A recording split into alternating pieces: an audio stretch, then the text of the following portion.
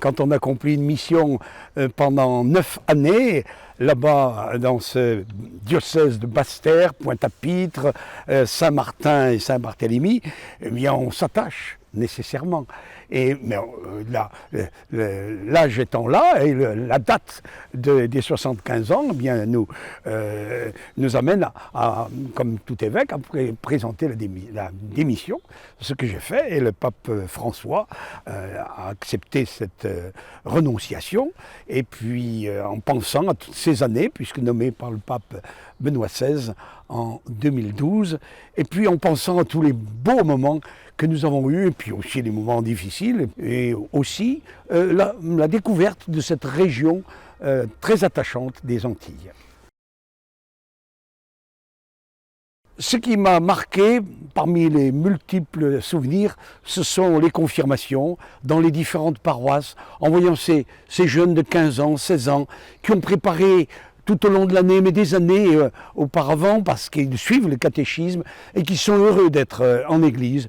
Et en pensant aussi au rassemblement avec les servants d'autel dans l'île de Marie-Galante l'année dernière, ou dans d'autres paroisses du diocèse, puisque c'est un rassemblement annuel.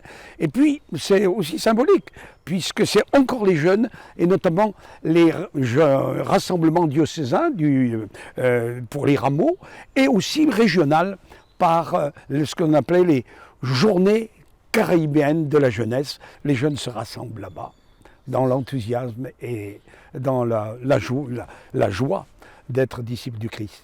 Lorsque je suis arrivé, il y aura une attention particulière pour les jeunes et les vocations. Et voici que cette année, 3 ordinations vont être faites, c'est-à-dire en prêtre et 2 diacres, et en priant pour que cela continue, parce que c'est l'Église d'aujourd'hui et c'est l'Église de demain.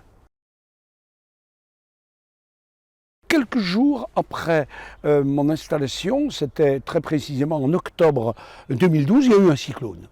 Et j'étais habitué dans le Pacifique, mais là, il a été particulièrement violent. Il y a même eu 2 décès.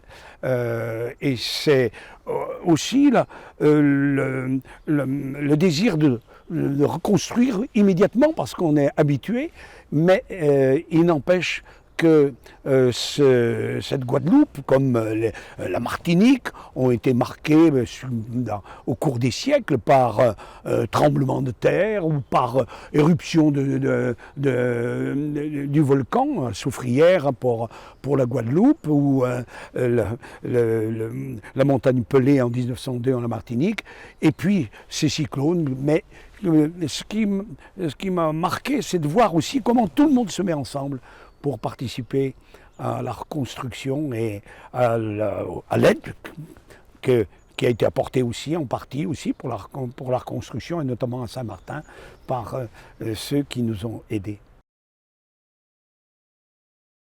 Il y a un fond de religieux dans toutes les Antilles, on va dire aussi dans toute la région, c'est-à-dire de l'Amérique latine et l'Amérique centrale.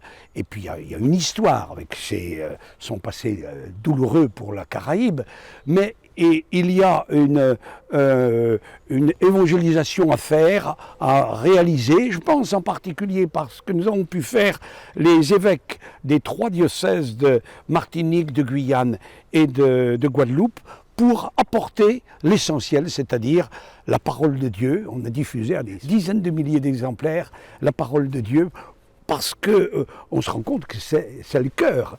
Et le défi d'évangélisation, il est là, comme partout dans le monde, mais s'il y a une expression qui prend son sens, et qui vient d'ailleurs d'Aparecida, cette ville du Brésil, où il y a eu la rencontre de tous les évêques de la région, c'est bien le mot de disciple, missionnaire. Et il y a, Dieu merci, des disciples missionnaires dans ce diocèse de Basse-Terre que je quitte. Dukinaltum, c'est-à-dire avance au large, et ça avait une signification particulière, puisque c'était avancer au large de ces Antilles que je ne connaissais pas à l'époque. Et nous avons avancé au large, mais qu'il continue à avancer au large à la manière des apôtres et des disciples.